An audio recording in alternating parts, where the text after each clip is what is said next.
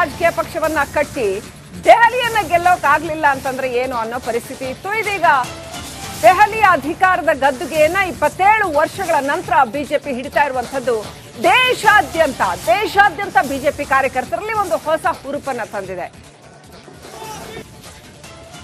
ಅಂತೂ ಇಂತೂ ವಿಶ್ವಾಸನಗರದಲ್ಲಿ ಓಂ ಪ್ರಕಾಶ್ ಶರ್ಮಾ ಗೆಲುವು ಅನೌನ್ಸ್ ಆಗಿದೆ. 24,940 ಮತಗಳಿಂದ ಓಂ ಪ್ರಕಾಶ್ ಶರ್ಮಾ ಗೆಲುವನ್ನು ದಾಖಲಿಸಿದ್ದಾರೆ. ಅಂತೂ ಇಂತೂ ಬಿಜೆಪಿ ಗೆಲುವಿನ ಖಾತೆ ತೆರೆದಿದೆ, ಅಧಿಕೃತವಾಗಿ ಗೆಲುವಿನ ಖಾತೆಯನ್ನು ತೆರೆದಿದೆ. ಕಸ್ತೂರ್ಬಾ ನಗರ ಬಿಜೆಪಿ ಅಭ್ಯರ್ಥಿ ಗೆಲುವನ್ನ ಸಾಧಿಸಿದ್ದಾರೆ. 11,000 ಮತಗಳಿಂದ ನೀರಜ್ ಬಸೋಯ್ ಗೆಲುವು. ಒಂದೊಂದೇ ಗೆಲುವು ಅನೌನ್ಸ್ ಆಗ್ತಾ ಇದೆ. ಈಗ ರಿಸಲ್ಟ್ಸ್ ಒಂದೊಂದೇ ಅನೌನ್ಸ್ ಆಗ್ತಾ ಇದೆ. 11,000 ಮತಗಳಿಂದ ನೀರಜ್ ಬಸೋಯ್ಗೆ ಜಯ. ಕಸ್ತೂರ್ಬಾ ನಗರ ಬಿಜೆಪಿ ಅಭ್ಯರ್ಥಿ ಗೆಲುವು ಸಾಧಿಸಿದ್ದಾರೆ. 11,000 ಮತಗಳ ಅಂತರ ನೀರಜ್ ಬಸೋಯ್ ಗೆಲುವು.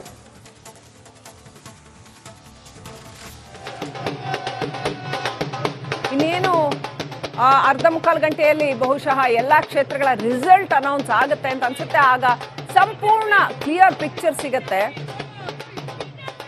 ಕಾಂಗ್ರೆಸ್ ಇಷ್ಟರವರೆಗೆ 1 ಕ್ಷೇತ್ರಗಳಲ್ಲಿ ಮುನ್ನಡೆಯನ್ನ ಕಾಣ್ತಾ ಇದ್ದದ್ದು ಈಗ ಅದು ಇಲ್ಲ, 0 ತೋರಿಸ್ತಾ ಇದೆ. ಇದು ಕೇವಲ ಆಪ್ ಮತ್ತು ಬಿಜೆಪಿ ನಡುವಿನ ಫೈಟ್ ಅನ್ನೋದು ಬಹಳ ಕ್ಲಿಯರ್ ಆಗಿ ಗೊತ್ತಾಗ್ತಾ ಇದೆ. ಅದರಲ್ಲೂ ಆಪ್ ವಿರುದ್ಧ ಆಂಟಿ ಇನ್ಕಂಬೆನ್ಸಿ ಬಹಳ ಕ್ಲಿಯರ್ ಆಗಿ ಕೆಲಸ ಮಾಡಿದೆ ಅನ್ನೋದು ಗೊತ್ತಾಗ್ತಿದೆ. ಆಡಳಿತ ವಿರೋಧಿ ಅಲೆಯನ್ನ ಮತದಾರ ಸ್ಪಷ್ಟವಾಗಿ ವ್ಯಕ್ತಪಡಿಸಿದ್ದಾನೆ.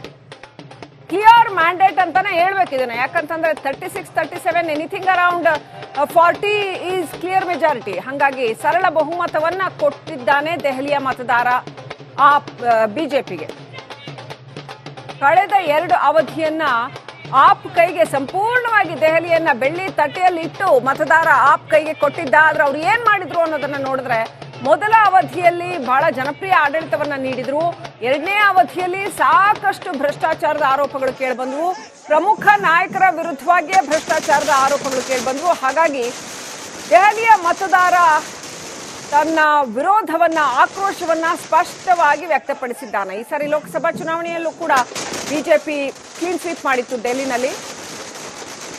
ಅಲ್ಲಿನ ಸ್ಥಳೀಯ ಸಂಸ್ಥೆಗಳ ಚುನಾವಣೆಯಲ್ಲೂ ಕೂಡ ಬಿಜೆಪಿ ಕ್ಲೀನ್ ಸ್ವೀಪ್ ಮಾಡಿತ್ತು. ಹಾಗಾಗಿ ದೆಹಲಿ ಗದ್ದುಗೆಯ ಹತ್ರ ಹೋಗ್ತಾ ಇದೆ ಬಿಜೆಪಿ ಅನ್ನೋದೊಂದು ಕ್ಲಿಯರ್ ಐಡಿಯಾ ಇತ್ತು ಎಲ್ರಿಗೂ ಕೂಡ. ಈಗ ಅದೇ ರೀತಿಯಲ್ಲಿ 46 ಕ್ಷೇತ್ರಗಳಲ್ಲಿ ಬಿಜೆಪಿ ಮುನ್ನಡೆಯನ್ನ ತೋರಿಸಲಾಗ್ತಾ ಇದೆ. 24 ಕ್ಷೇತ್ರಗಳಲ್ಲಿ ಆಪ್ ಮುನ್ನಡೆ. ಒಟ್ಟು 70 ಕ್ಷೇತ್ರಗಳಲ್ಲಿ ಈಗ ಒಂದೊಂದೇ ಕ್ಷೇತ್ರಗಳ ರಿಸಲ್ಟ್ ಅನೌನ್ಸ್ ಆಗ್ತಾ ಇದೆ. ಫೈನಲ್ ರಿಸಲ್ಟ್ ಅನೌನ್ಸ್ ಆದಾಗಲೇ ಗೊತ್ತಾಗತ್ತೆ ಎಷ್ಟು ಅಂತ.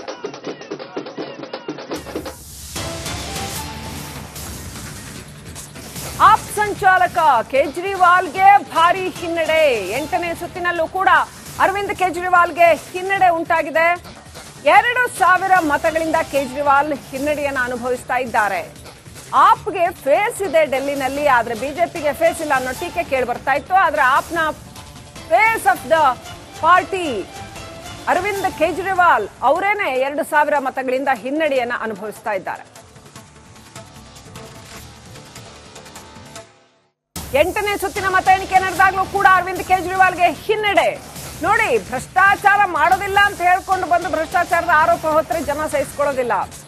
ದೆಹಲಿಯಲ್ಲಿ ಆಪ್ಗೆ ಮೊದಲ ಗೆಲುವು ಅನೌನ್ಸ್ ಆಗ್ತಾ ಇದೆ. ದೆಹಲಿ ಕಂಟೋನ್ಮೆಂಟ್ ಕ್ಷೇತ್ರದಲ್ಲಿ ಜಯ ದಾಖಲಾಗಿದೆ ಆಪ್ ಪಕ್ಷಕ್ಕೆ. 2,000 ಮತಗಳ ಅಂತರದಲ್ಲಿ ವೀರೇಂದರ್ ವಿಜಯ ಅನೌನ್ಸ್ ಆಗಿದೆ. ಆಪ್ ಖಾತೆ ತೆರೆದಿದೆ. ಮೊದಲ ಗೆಲುವು ಕಂಟೋನ್ಮೆಂಟ್ ಕ್ಷೇತ್ರದಲ್ಲಿ 2,000 ಮತಗಳ ಅಂತರದಲ್ಲಿ ವೀರೇಂದರ್ ವಿಜಯ ಗಳಿಸಿದ್ದಾರೆ. ಅಂತೂ ಇಂತೂ ವಿಪಕ್ಷ ಸ್ಥಾನದಲ್ಲಿ ಕೂರೋದಕ್ಕೆ ಬೇಕಾಗುವಷ್ಟನ್ನಾದ್ರೂ ಆಪ್ ಗಳಿಸಿಕೊಳ್ಳುತ್ತಾ ಕಾದು ನೋಡಬೇಕು. 20ಕ್ಕಿಂತ ಒಂದೆರಡು ಜಾಸ್ತಿ ಬರಬಹುದೇನೋ ಅನ್ನೋಂಥ ಪರಿಸ್ಥಿತಿ ಇದೆ ಆಸ್ ಆಫ್ ನೌ. ಟ್ರೆಂಡಿಂಗ್ ಅನ್ನ ಗಮನಿಸ್ತಾ ಇದ್ರೆ 20 ಆಸ್ಪಾಸಿನಲ್ಲಿ ಬರಬಹುದು ಅಂತ ಹೇಳಲಾಗ್ತಾ ಇದೆ.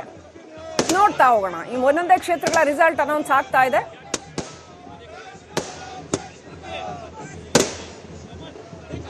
ಇಪ್ಪತ್ತೇಳು ವರ್ಷಗಳ ನಂತರದಲ್ಲಿ ಭಾರತೀಯ ಜನತಾ ಪಾರ್ಟಿಗೆ ಒಂದು ಅಭೂತಪೂರ್ವವಾಗಿರ್ತಕ್ಕಂಥ ಗೆಲುವು ದೆಹಲಿ ರಾಜ್ಯದಲ್ಲೇ ಆಗಿದೆ. ಹಾಗಾಗಿ ಸಂದರ್ಭದಲ್ಲಿ ದೆಹಲಿಯ ನಮ್ಮ ಎಲ್ಲ ಪಕ್ಷದ ಮುಖಂಡರಿಗೆ, ಕಾರ್ಯಕರ್ತರಿಗೆ ಹಾಗೂ ಮತದಾರರಿಗೆ ಅಭಿನಂದನೆಯನ್ನ ನಾನು ಸಲ್ಲಿಸೋದಕ್ಕೆ ಇಚ್ಛೆ ಪಡ್ತೇನೆ. ದೇಶದ ಪ್ರಬುದ್ಧ ಮತದಾರರು ದೆಹಲಿ ರಾಜ್ಯದ ಅಭಿವೃದ್ಧಿಯ ದೃಷ್ಟಿಯಿಂದ ಭಾರತೀಯ ಜನತಾ ಪಾರ್ಟಿಯನ್ನ ಗೆಲ್ಲಿಸಬೇಕು, ನರೇಂದ್ರ ಮೋದಿಜಿಯವರ ಕೈಯನ್ನ ಬಲಪಡಿಸಬೇಕು ಅನ್ನೋ ನಿಟ್ಟಿನಲ್ಲಿ ಇವತ್ತು ಮತ್ತೊಮ್ಮೆ ನಮಗೆ ಆಶೀರ್ವಾದವನ್ನು ಮಾಡಿದ್ದಾರೆ. ಇದರ ಜೊತೆಗೆ ಯಾವ ಆಮ್ ಆದ್ಮಿ ಪಕ್ಷ ಭ್ರಷ್ಟಾಚಾರದ ವಿರುದ್ಧ ಆಂದೋಲನವನ್ನು ಮಾಡಿ ದೆಹಲಿ ರಾಜ್ಯದಲ್ಲಿ ಅಧಿಕಾರಕ್ಕೆ ಬಂದಿತ್ತು, ಅದರ ಆಮ್ ಆದ್ಮಿ ಪಾರ್ಟಿಯ ಅರವಿಂದ್ ಕೇಜ್ರಿವಾಲ್ ಮುಖವಾಡ ಇವತ್ತು ಕಳಚಿ ಬಿದ್ದಿದೆ. ಸ್ವತಃ ಕೇಜ್ರಿವಾಲ್ ಅವರು ಕೂಡ ಹಿನ್ನಡೆಯನ್ನು ಅನುಭವಿಸ್ತಾ ಇದ್ದಾರೆ. ದೆಹಲಿ ರಾಜ್ಯದ ಮುಖ್ಯಮಂತ್ರಿಗಳು ಅತೀಶ್ ಅವರು ಕೂಡ ಇನ್ನೇನು ಸೋತಾಗಿದೆ. ಮನೀಶ್ ಸಿಸೋಡಿಯಾನು ಕೂಡ ಸೋಲ್ತಾ ಇದ್ದಾರೆ. ಇದರ ಅರ್ಥ ದೆಹಲಿ ರಾಜ್ಯದ ಜನರ ಮುಂದೆ, ಮತದಾರರ ಮುಂದೆ ಆಮ್ ಆದ್ಮಿಯ ಬಣ್ಣ ಇವತ್ತು ಬಯಲಾಗಿದೆ. ಇವರ ಬಣ್ಣ ಬಯಲಾಗಿದೆ ಇವತ್ತು. ಯಾವ ಕೇಜ್ರಿವಾಲ್ ಅವರು ಸ್ವತಃ ಆಮ್ ಆದ್ಮಿ ಪಾರ್ಟಿ ಬಿಜೆಪಿ ಗೆಲ್ಲೋದ್ರ ಮುಖಾಂತರ ದೆಹಲಿ ಗದ್ದುಗೆಯನ್ನ 27 ವರ್ಷಗಳ ನಂತರ ಹಿಡಿಯೋದರ ಮುಖಾಂತರ ಒಂದು ಬಹುದೊಡ್ಡ ರಾಜಕೀಯ ಸಂಚಲನ ರಾಷ್ಟ್ರ ರಾಜಧಾನಿಯಲ್ಲಿ ಉಂಟಾಗ್ತಾ ಇದೆ. ಇಡೀ ದೇಶಾದ್ಯಂತ ಬಿಜೆಪಿ ಕಾರ್ಯಕರ್ತರಿಗೆ ಇದು ಹೊಸ ಸಂಭ್ರಮವನ್ನು ತಂದುಕೊಟ್ಟಿದೆ. ನಿರೀಕ್ಷಿತ ಆಗಿದ್ದರೂ ಕೂಡ ದೆಹಲಿ ಫಲಿತಾಂಶವನ್ನ ಹೀಗೆ ಅಂತ ತಕ್ಷಣ ಪ್ರೆಡಿಕ್ಟ್ ಮಾಡಕ್ ಸಾಧ್ಯ ಇಲ್ಲ. ಯಾಕಂತಂದ್ರೆ ದೆಹಲಿ ಮತದಾರ ಅಚ್ಚರಿಯ ಫಲಿತಾಂಶವನ್ನು ಕೂಡ ಸಾಕಷ್ಟು ಬಾರಿ ಕೊಟ್ಟಿದ್ದಾನೆ. ಆದ್ರೆ ಈ ಸಾರಿ ಇರ್ತಕ್ಕಂಥ 70 ಕ್ಷೇತ್ರಗಳಲ್ಲಿ 46 ಕ್ಷೇತ್ರಗಳಲ್ಲಿ ಬಿಜೆಪಿ ಮುನ್ನಡೆಯನ್ನ ಸಾಧಿಸಿದೆ. ಇನ್ನು 24 ಕ್ಷೇತ್ರಗಳಲ್ಲಿ ಆಪ್ ಮುನ್ನಡೆಯಲ್ಲಿದೆ. ಕೊಂಡ್ಲಿ ಕ್ಷೇತ್ರದಲ್ಲಿ ಆಪ್ಗೆ ಗೆಲುವು, ಅಭ್ಯರ್ಥಿ ಕುಲ್ದೀಪ್ ಗೆಲುವನ್ನ ಸಾಧಿಸಿದ್ದಾರೆ. ಎರಡನೇ ಅಭ್ಯರ್ಥಿ ಗೆಲುವನ್ನ ಸಾಧಿಸ್ತಾ ಇರ್ತಕ್ಕಂಥದ್ದು ಆಪ್ನ ಎರಡನೇ ಅಭ್ಯರ್ಥಿ. ಕೊಂಡ್ಲಿನಲ್ಲಿ ಕುಲ್ದೀಪ್ ಕ್ಯಾಂಡಿಡೇಟ್ ಅವರಿಗೆ ಗೆಲುವು ಸಿಕ್ಕಿದೆ. ಎಷ್ಟಕ್ಕೆ ಬಂದು ನಿಲ್ಲುತ್ತೆ ಕಾದು ನೋಡ್ಬೇಕಾಗಿದೆ. ಒಟ್ಟಿನಲ್ಲಿ ಆಪ್ ನಂಬರ್ ಆದ್ರೆ ಯಾರೇ ಗೆದ್ರು ಅತಿರಥ ಮಹಾರಥರು ಕೇಜ್ರಿವಾಲ್, ಸ್ವತಃ ಕೇಜ್ರಿವಾಲ್, ಮನೀಶ್ ಸಿಸೋಡಿಯಾ, ಆತಿಶಿ ಇವರೇ ಎಲ್ಲ ಸೋತು ಬಿಟ್ರೆ ಮುಂದೇನ್ ಗತಿ ಅಂತ, ಪಕ್ಷದ ಕಥೆ ಏನು ಅನ್ನೋಂಥ ಪ್ರಶ್ನೆ ಹೇಳುತ್ತೆ. ನಾವು ಮುಂದಕ್ಕಿದ್ದೇವೆ. ಒಟ್ಟಾರೆ ಸ್ಥಿತಿಗತಿಗಳನ್ನು ನೋಡಿದಾಗ ನಮಗೆ ನಿಚ್ಚಳ ಬಹುಮತವನ್ನು ದಿಲ್ಲಿಯ ಜನ ಕೊಡ್ತಾರೆ ಅನ್ನುವಂಥದ್ದೇ ಒಂದು ನಂಬಿಕೆ ನನಗಿದೆ. ಸನ್ಮಾನ್ಯ ಪ್ರಧಾನಮಂತ್ರಿ ನರೇಂದ್ರ ಮೋದಿ ಅವರಿಗೆ, ರಾಷ್ಟ್ರೀಯ ಅಧ್ಯಕ್ಷರಾದಂಥ JP ನಡ್ಡಾ ಅವರಿಗೆ, ಸನ್ಮಾನ್ಯ ಅಮಿತ್ ಶಾ ಅವರಿಗೆ, ರಾಜನಾಥ್ ಸಿಂಗ್ ಅವರಿಗೆ, ಯಾರು ಈ ಚುನಾವಣೆಯನ್ನು ಮುಂಚೂಣಿಯಲ್ಲಿ ನಿಂತು ನಡೆಸಿಕೊಟ್ರು, ಮತ್ತು ದಿಲ್ಲಿಯ ಭಾರತೀಯ ಜನತಾ ಪಾರ್ಟಿಯ ಕಾರ್ಯಕರ್ತರಿಗೆ